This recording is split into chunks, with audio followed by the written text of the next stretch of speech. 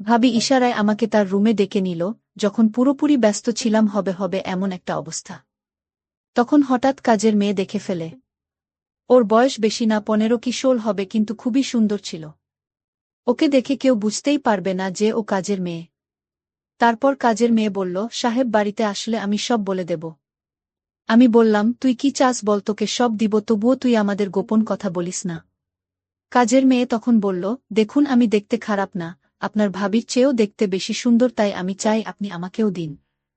আজকের গল্পটি সম্পূর্ণ অন্য রকমের, তাই আমি গ্যারান্টি দিয়ে বলতে পারি গল্পটি শেষ পর্যন্ত শুনলে তোমাদের দাঁড়িয়ে যাবে। তাই ভিডিওটা শুরু থেকে শেষ পর্যন্ত দেখার অনুরোধ রইল। তাহলে কথা না বাড়িয়ে এবার আসল ঘটনা বলি। আমি 24 বছরের যুবক, বড় একটা ওষুধ কোম্পানিতে মেডিকেল রিপ্রেজেন্টেটিভের চাকরি করতাম। চাকরির কারণে আমাকে অনেক সময় ডাক্তারদের ভিজিট করতে হতো। একদিন বড় শহরের নামকরা একজন হার্টের ডাক্তারের চেম্বারে গেলাম তাকে ভিজিট করতে। তখন ডাক্তার এক রোগীকে দেখতে ছিল। আমি সেখানে বসে ডাক্তারের জন্য অপেক্ষা করতে লাগলাম। আমি বসে ডাক্তারের সহযোগীর সাথে গল্প করতেছিলাম। তখন প্রায় রাত 8টা বাজে। এমন সময় এক সুন্দরী মহিলার সাথে একটা 15 বছরের মেয়েকে নিয়ে ডাক্তারের চেম্বারে ঢুকতে দেখলাম। পরে জানতে পারলাম মেয়েটি মহিলার কাজের মেয়ে। মহিলার বয়স 27-28 হবে। দেখতে অনেক লম্বা আর খুবই সুন্দরী। যে কোনো ছেলে দেখে তার প্রতি দুর্বল হয়ে পড়বে। আমি তার দিকে চেয়ে রইলাম। সে একটা হাতকাটা চিকেন কাপড়ের জামা পরেছিল। মহিলা আমার দিকে তাকিয়ে মুচকি হেসে বলল, আমি ডাক্তার দেখাতে চাই, তাই ডাক্তারের অ্যাপয়েন্টমেন্ট লাগবে। ডাক্তারের সহযোগী ফাইল চেক করে বলল, আপনাকে 4 দিন পরে আসতে হবে, এর আগে কিছুতেই সম্ভব না। মহিলা বলল, প্লিজ ভাই, আমাকে কালকে ব্যবস্থা করে দিন। কিন্তু সহযোগী বলছে, না ম্যাডাম, কালকে কোনোভাবে সম্ভব না। এরপর মহিলাটি কাউন্টারের সামনে এসে একটু ঝুঁকে আমার দিকে তাকিয়ে কেমন একটা মুচকি হাসি দিয়ে বলল, আপনি একটু চেষ্টা করে দেখেন না। আমি তার দিকে চেয়ে রইলাম। আমি ভাবলাম এর সাথে খাতির হলে মনে হয় কিছু লাভ হবে। আমি বললাম, আপনি একটু বসেন, ডাক্তার ফ্রি হলে আমি কথা বলে দেখছি। কিছুক্ষণ পর ডাক্তার ফ্রি হলে আমি তার রুমে গিয়ে বললাম, আমার এক পরিচিত ভাবি আছে, তার জেন কি সমস্যা, তাই আপনাকে কাল একটু সময় দিতে হবে। যেহেতু ডাক্তারদের আমরা অনেক সুযোগ সুবিধা দেই, তাই সে তার সহযোগীর থেকে সব চেক করে আমাকে বলল, কালকে সকাল 10:30টায় আমি সময় দিতে পারব। আমি এসে মহিলাকে বললাম, সকাল 10টায় সে আসতে পারবে কিনা। সে রাজি হল এবং আমাকে অনেক ধন্যবাদ দিল। আমিও তার সাথে চেম্বার থেকে বের হয়ে এলাম। তাকে বললাম, ডাক্তার সাহেবকে বলেছি আপনি আমার ভাবি, তাই সে রাজি হয়েছে। সে বলল, তাহলে কালকে আমার জন্য আপনাকে আবার আসতে হবে। আমি বললাম, এতে কোনো সমস্যা নেই। আপনার মতো সুন্দরী মহিলাকে সাহায্য করতে পেরে ভাল লাগছে। তার চেহারায় একটা হাসি দেখলাম। আমি বললাম, আমার নাম রাশেদ। সে বলল, নাম পূর্ণিমা। সে বিবাহিত, তার স্বামী দুবাই থাকে। সেও 1 মাসের দিনের ভিতর সেখানে চলে যাবে, সবকিছু রেডি হয়ে গেছে। এখানে সে আর তার শ্বশুর শাশুড়ি থাকে। আমরা আলাপ করতে করতে হাঁটতে লাগলাম। সে বলল, আমার বাসায় চলে 1 কাপ চা খেয়ে আসবেন। আমি বললাম, আজ না, অন্য একদিন যাব। কিন্তু পূর্ণিমা আমাকে অনেক অনুরোধ করে। এরপর আমি রাজি হলাম।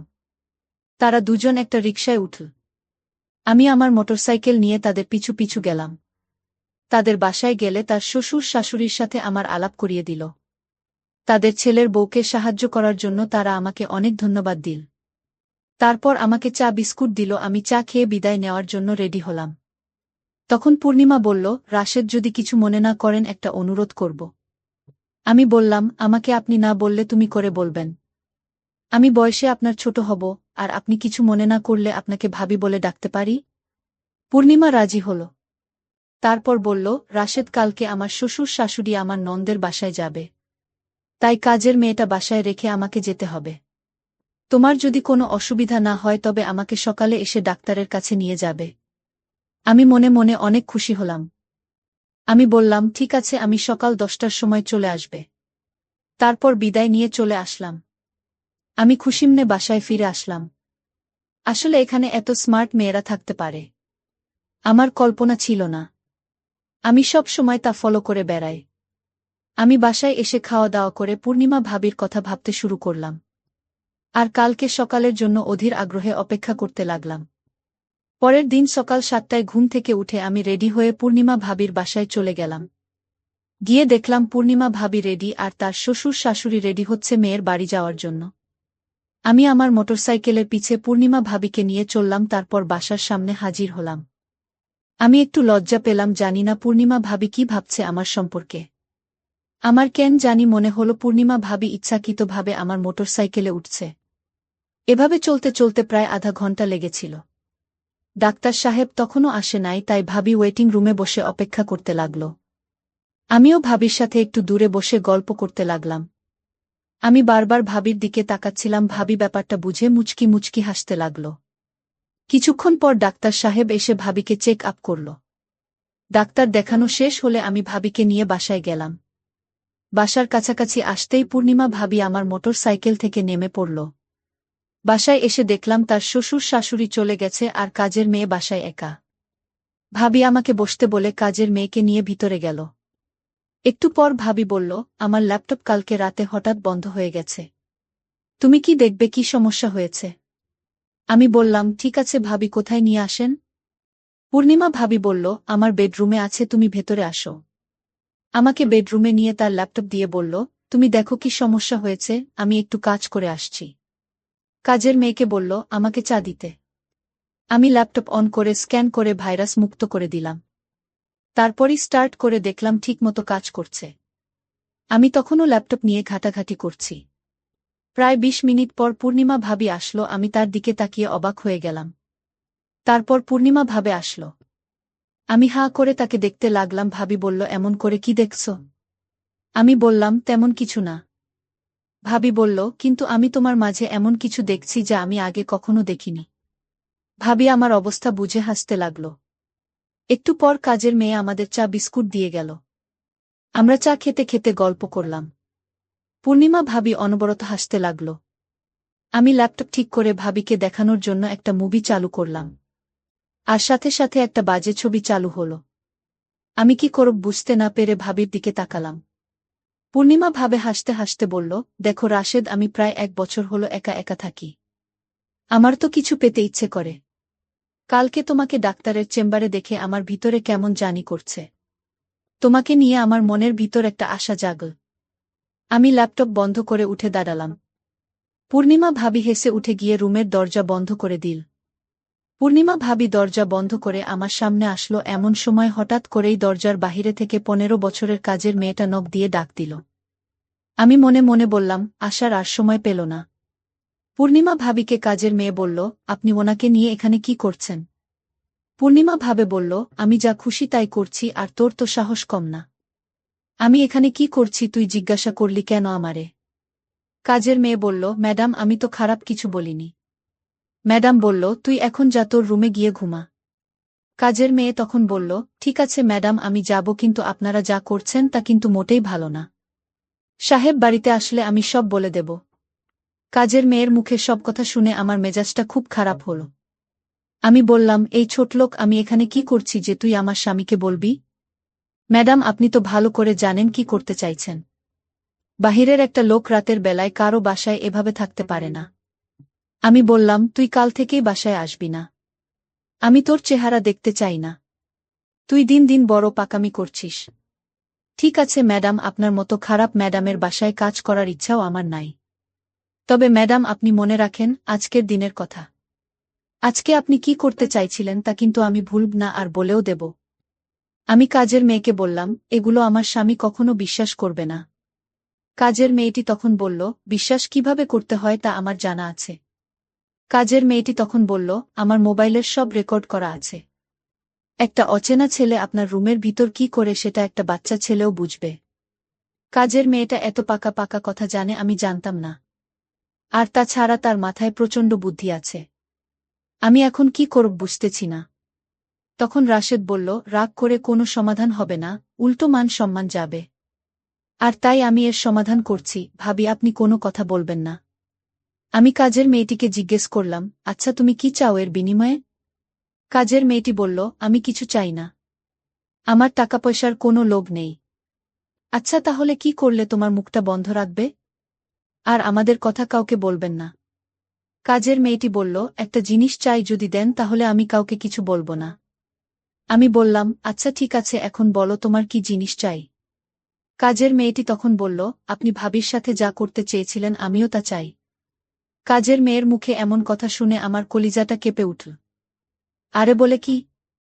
আমি তখন কাজের মেয়েটিকে প্রশ্ন করলাম, এর আগে কি তুমি এরকম হয়েছে কারো সাথে? কাজের মেয়েটি বলল, না হয়নি, কিন্তু আমি চাই। আমি কাজের মেয়েটিকে বুঝিয়ে বললাম, দেখো তুমি এখনো বাচ্চা মেয়ে। আচ্ছা তুমি নিজেই বলো এখন কি তোমাকে বিয়ে দেওয়া ঠিক হবে? কাজের মেয়েটি বলল, আমার পাশের বাড়ির বান্ধবী। সে আমার থেকে 2 বছরের ছোট। তার যদি বিয়ে হতে পারে তাহলে আমার হতে পারে না। আমি কাজের মেয়ে। প্রত্যেকটা কথা শুনে অনেক অদ্ভুত লাগছে। আমি তখন কাজের মেয়েটিকে ধমক দিয়ে বললাম, তুমি যে সব বলছো তোমার কি ভয় করছে না? ভয় করবে কেন? বন্ধুরা, ভিডিও মাঝখানে একটা কথা বলতে চাই, আমি তোমাদের আনন্দ দেওয়ার জন্য রাত জেগে খুব কষ্ট করে ভিডিও বানাই। তাই তোমাদের কাছে অনুরোধ থাকবে অবশ্যই এই ভিডিওটি দেখে একটি লাইক করবে এবং সামিয়া ব্লগ চ্যানেলটি সাবস্ক্রাইব করে পাশে থাকবেন। আজকাল তো এসব বিষয় পানি ভাত। আরে বলে কি, আচ্ছা ঠিক আছে। আমি যদি তোমার কথা রক্ষা না করি তাহলে তুমি সব বলে দেবে, তাই তো? যদি আপনি আমার কথা না রাখেন তাহলে আমি অবশ্যই বলে দিব। এতে আপনার সমস্যা হবে আর ম্যাডামেরও সমস্যা হবে। আমি তখন কাজের মেয়ের সাথে কথা বলে পারছিলাম না। আর তাই তার প্রস্তাবে আমি রাজি হলাম। পূর্ণিমা ভাবি বলল, আপনি কি বলছেন, ও এসব কি পারবে আপনার সাথে? আপনি কি পাগল হয়ে গেছেন নাকি? আমি বললাম, দেখো ভাবি, ওর মুখ চাপা দেওয়ার জন্য এছাড়া আমাদের অন্য কোনো উপায় নেই।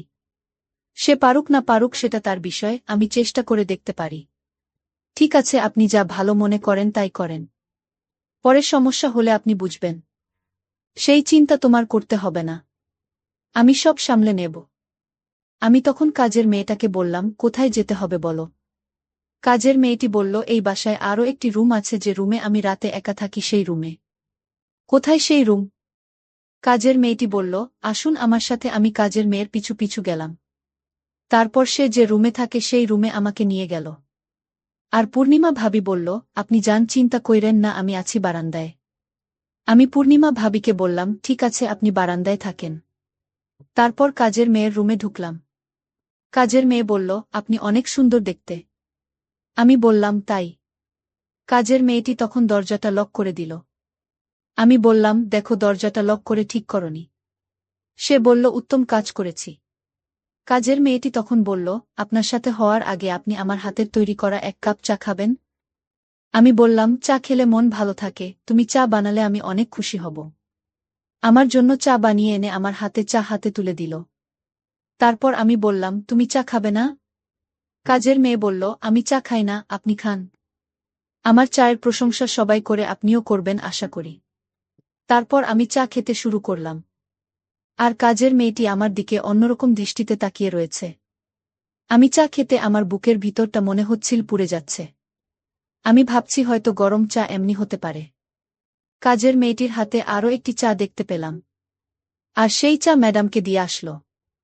কাজের মেয়েটি যখন চা নিয়ে ঘর থেকে বাহির হলো তখন আমার বুকের ভেতর জ্বালাপোড়া করতেছিল।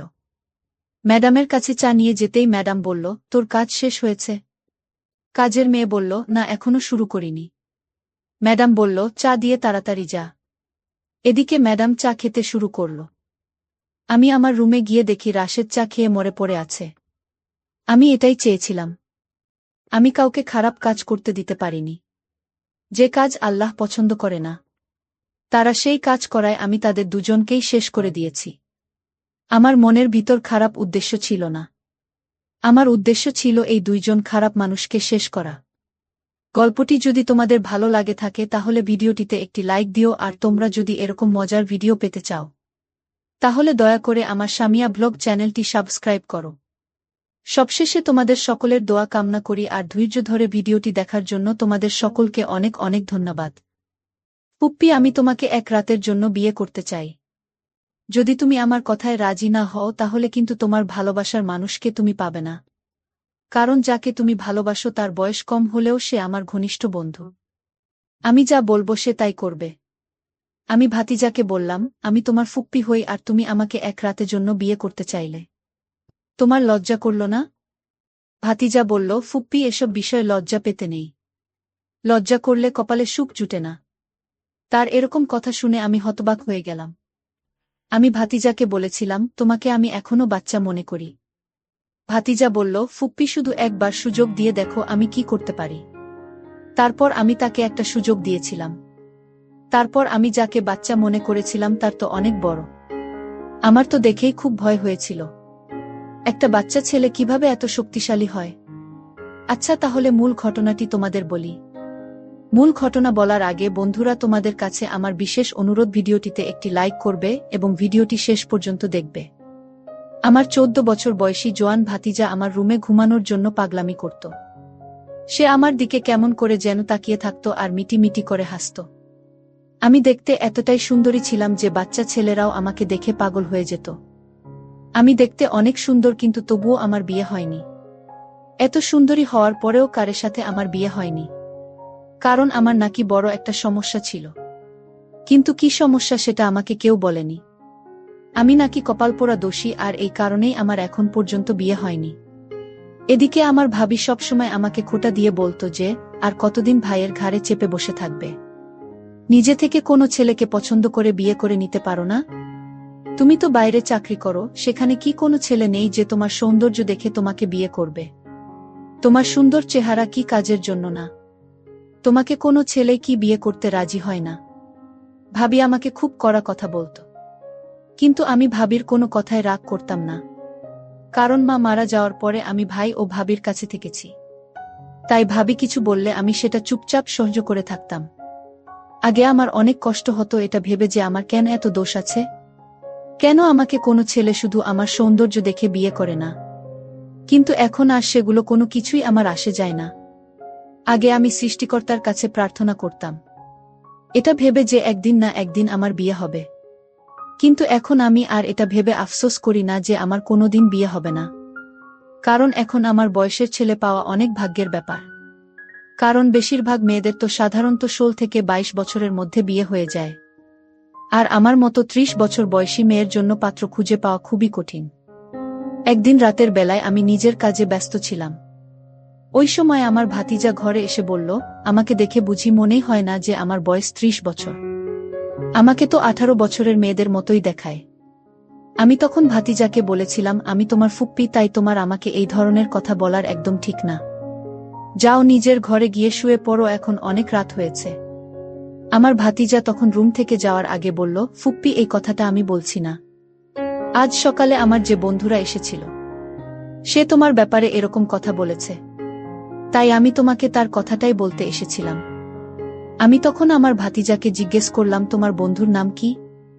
ভাতিজা তখন বলল, তার বন্ধুর নাম সোহাগ। পরের দিন সকাল বেলায় আমার অফিসের কাজ ছিল না।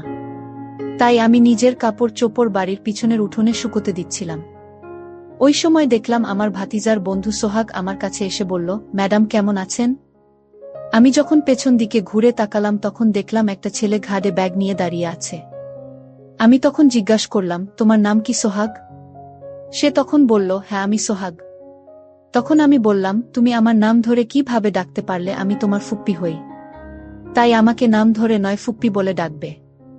কারণ তুমি আমার ভাতিজার বন্ধু, তাই তুমিও আমার ভাতিজা, এরকম ভুল আর কোনো দিন করবে না। আমার ভাতিজা যেমন আমাকে ফুপ্পি বলে ডাকে, তুমি আমাকে ফুপ্পি বলে ডাকবে। আর এখানে তুমি কি করছো? আমার ভাতিজা তো স্কুলের জন্য অনেক আগে বেরিয়ে গেছে। সোহাগ বলল, ফুপ্পি আপনার একা একা রোদে কাজ করতে দেরি হচ্ছে, আমি আপনাকে একটু সাহায্য করি। আমি তখন সোহাগকে বললাম, আমাকে সাহায্য করতে হবে না। আমি কারো সাহায্য নিয়ে কাজ করতে একদমই পছন্দ করি না। আমি নিজের কাজ নিজে করতে পছন্দ করি।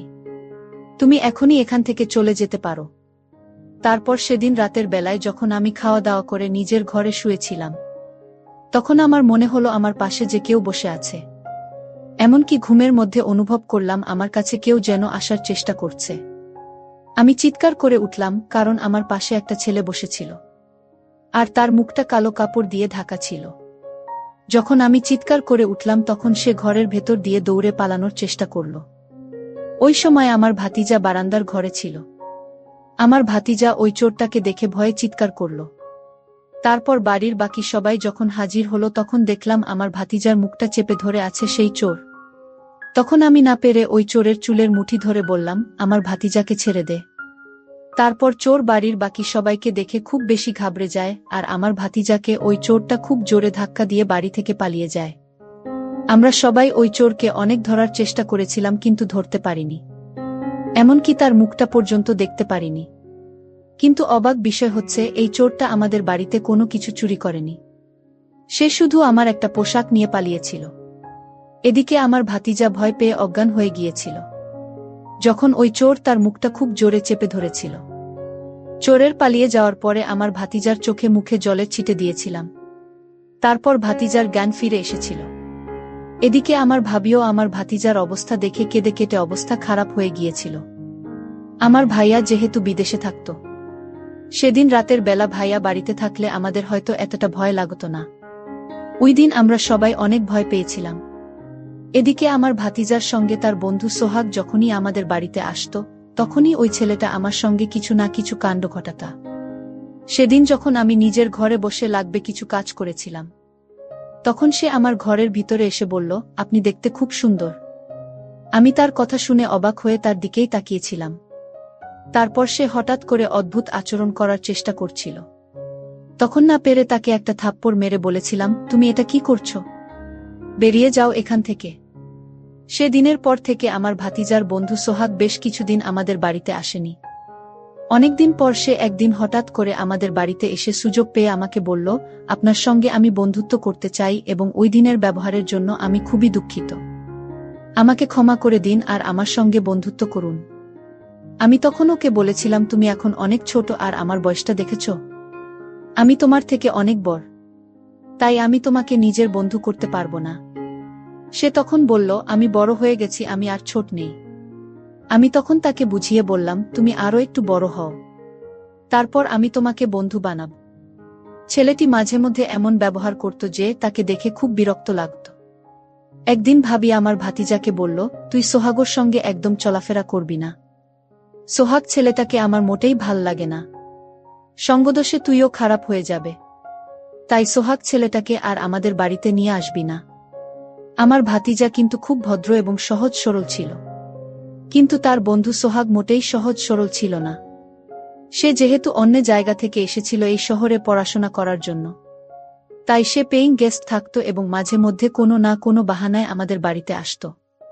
আমার ভাতিজা বুঝতে পেরেছিল যে সোহাগ ছেলেটিকে সে নিজের বাড়িতে নিয়ে এসে অনেক বড় একটা ভুল করেছে, কারণ সে তো প্রায় দিনই আমাদের বাড়িতে এসে হাজির হয়ে যেত।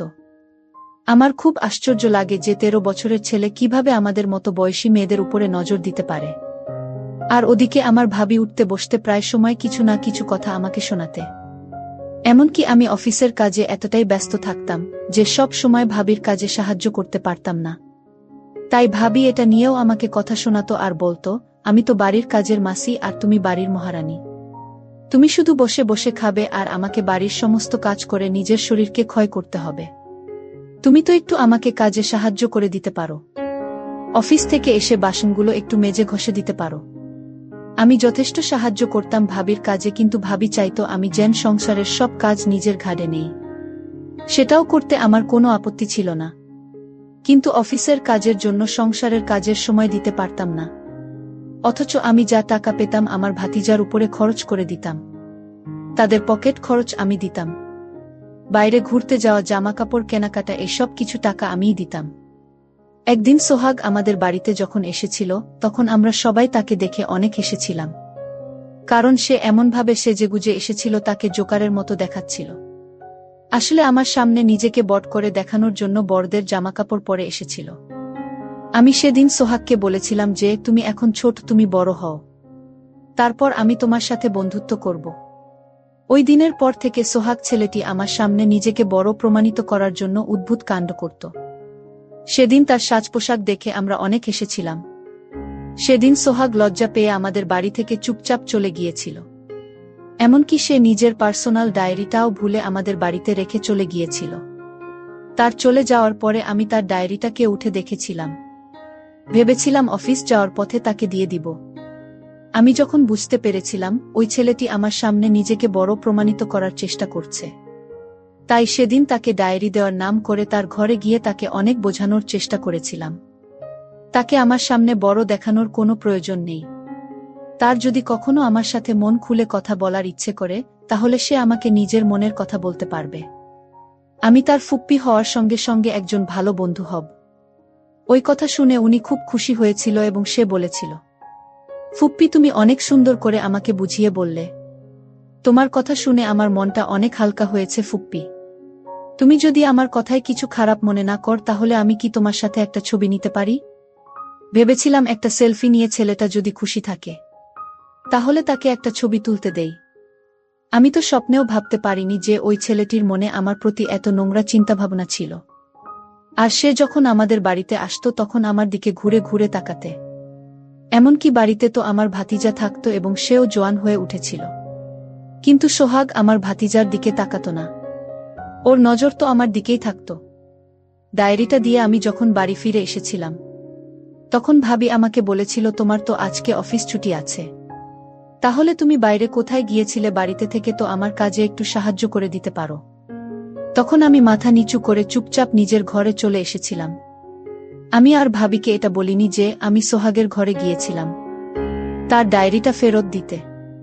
পরের দিন সকালবেলা আমি যখন অফিস যাওয়ার জন্য তৈরি হয়েছিলাম, তখন ভাবি ঘরে এসে হঠাৎ করে আমার গালে একটা থাপ্পড় মেরে বলেছিল, আমাদের কি এই দিনটা দেখার বাকি ছিল?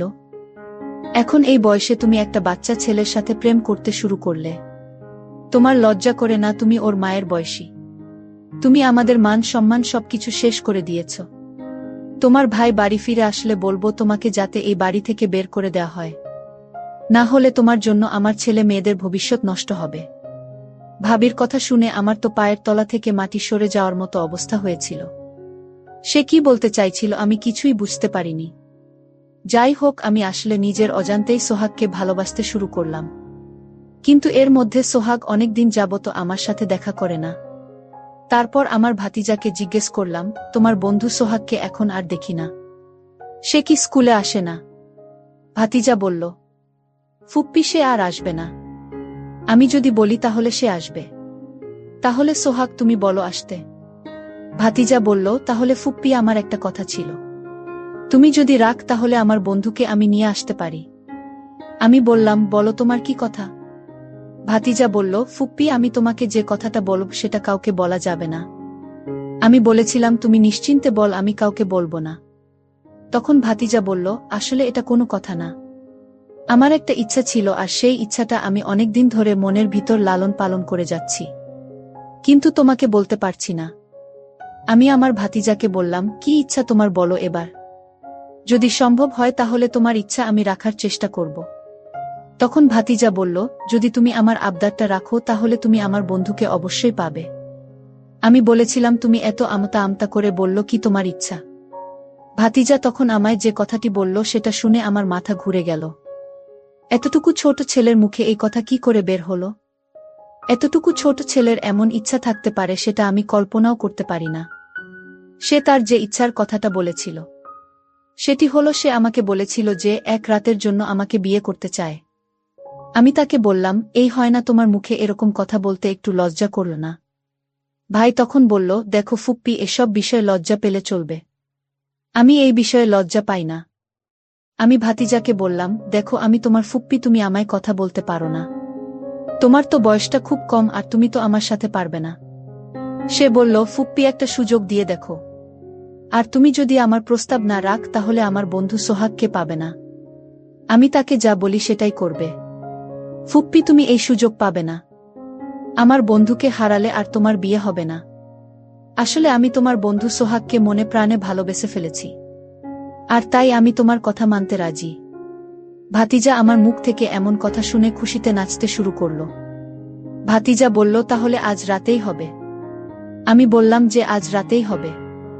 তারপর রাতের খাবার সেরে আমার রুমে আমার ভাতিজা আসলো। ভাতিজা বলল, ফুপ্পি আমার অনেক দিনের ইচ্ছা। আমি তো তাকে ছোট শিশু ভেবেছিলাম, কিন্তু সে আমার সাথে যা করল তাতে আমার অসহ্য লেগেছিল। আমি পারছিলাম না। বাচ্চা ছেলের এত শক্তি থাকতে পারে তা আমি কল্পনাও করতে পারিনি। যাই হোক, ভাতিজা যা বলেছিল আমি তার সকল কথা রেখেছি। ভাতিজা সকালে ঘুম থেকে উঠে সোহাগকে নিয়ে আসলো। সোহাগের বাবা মা আমার সকল সমস্যা জেনে সোহাগের সাথে বিয়ে দিল। এর কারণ একটাই, সোহাগ তার বাবা মাকে বলেছিল সে আমাকে ছাড়া জীবনে বিয়ে করবে না। তাছাড়া আমি তো দেখতে খুব সুন্দর ছিলাম। তার মা বাবার কাছে আমি প্রিয় হয়ে উঠেছিলাম। আমরা সবসময় বাচ্চা ছেলেদের অবহেলা করি, মনে করি ওর তো বয়স কম, ও বিয়ের আর কি বুঝবে। আসলে বর্তমান যুগে দেখা গেছে 14-15 এবং কি 12 বছরের ছেলেরাও সংসার করতে পারছে। এই জন্য ছেলের বয়স কম হলেও যদি আপনার ছেলে বিয়ে করতে চায় তাহলে বিয়ে দিয়ে দিন, তা না হলে আপনার ছেলেটা নষ্ট হয়ে যেতে পারে। বন্ধুরা, আজকের গল্পটা তোমাদের কেমন লাগলো তা অবশ্যই কমেন্ট করে জানাতে ভুলবে না। আর এরকম মজার মজার গল্প পেতে আমাদের সামিয়া ব্লগ চ্যানেলটি সাবস্ক্রাইব করে পাশে থাকবে। ধন্যবাদ।